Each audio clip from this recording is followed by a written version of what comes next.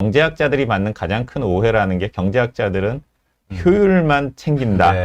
근데 경제학자들은 보통 반대로 생각을 하죠. 다시 말해서 수요가 많아서 커피값이 비싸기 때문에 땅값을 더 비싸게 받을 수가 있고 그래서 임대료가 비싼 것이다지 임대료가 비싸서 커피값이 비싼 것은 아니다라고 보통은 설명을 하고 책 내용 중에 뭐 책 내용을 다 소개를 하면 이제 책을 안 사실 거니까 제가 이게 생각이 난 게 그 커피 얘기를 이제 하셨어요. 그래서 커피에 대해서 커피 값이 왜 비싼가 내지는 커피 장사가 왜 어려운가에 대해서 사람들이 좀 그 완전히 선후 관계를 잘못 생각하고 있다 이런 얘기를 한 게 기억이 나는데 그 왜 그런지 좀 그 예. 네네 저자가 소개를 하셔야지 제가 네네. 사실은 뭐 경제학자들은 너무나 뭐 익숙한 논리이기도 하고 이야기이기도 하지만 강남 한복판에서 우리가 커피를 그 카페에 가서 커피를 마실 때하고 동네에서 커피를 마실 때 커피 값이 굉장히 차이가 많이 나잖아요. 강남 한복판이 동네일 수도 있죠. 예. 죄송합니다. 네. 죄송합니다. 죄송합니다. 예.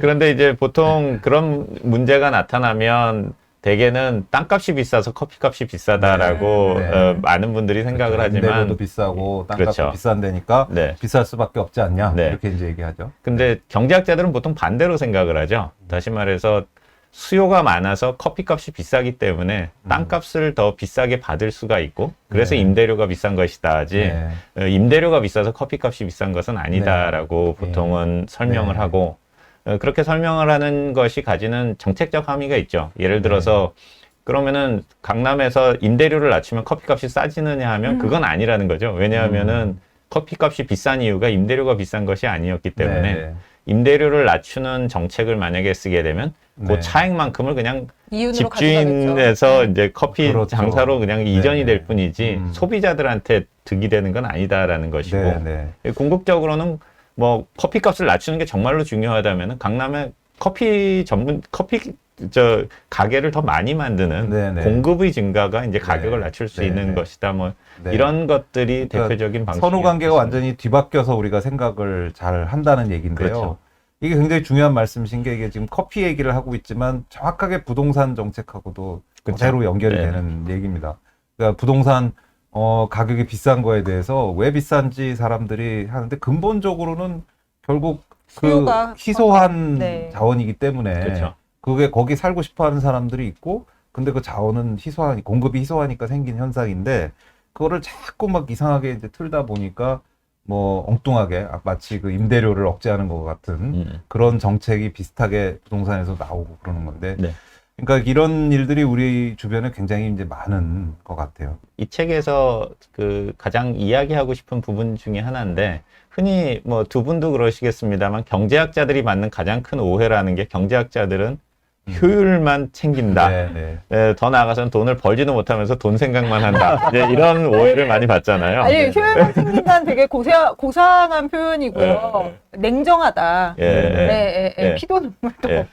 근데 그게 정말 저는 참 안타까운 오해인데 세상에는 굉장히 많은 가치가 있죠. 효율도 중요한 가치지만 도덕이라는 것도 중요하고 평등이라는 것도 중요하고 뭐 여러 가지 사회적인 가치가 있다고 한다면 그러한 가치들을 우리가 추구하는 데 있어서는 비용이 든다는 이야기를 하는 것이 경제학자들이 하는 얘기지 그 다른 모든 가치들을 효율이 앞선다라는 이야기를 하는 것이 아닌데 여기에서 좀 그런 오해를 좀 벗어났으면 하는 것이 이 책에서 좀 이야기하는 중요한 그 포인트이기도 합니다. 우리는 이거는 좀 경제학의 범위를 넘어가는 걸 수 있지만 대개는 한국에서 굉장히 익숙한 거는 정부가 뭔가를 다 정해줘야 그 다음에 일을 할 수 있다라는 것에 굉장히 익숙해 있다라는 생각이 들어요. 예를 들어서 뭐 저도 확인은 해보지 않았지만 얼마 전에 페이스북에서 본 이야기에 따르면 독일의 아우토바는 속도 제한이 없다라고 이야기를 하는데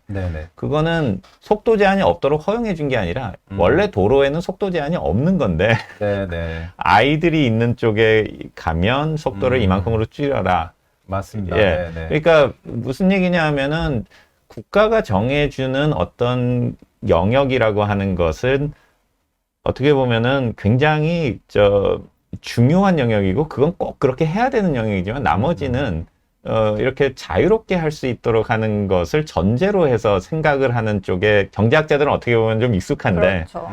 일상생활을 우리나라에서 하다 보면 일단 정부가 정해주고 나서 그 다음에 뭘 해야 된다라는 것에 훨씬 더 익숙해질 수가 네, 있으니까 그런 부분들을 어떻게 보면은 좀 깨고 사회가 발전하려면은 고정관념을 좀 깨는 것도 중요한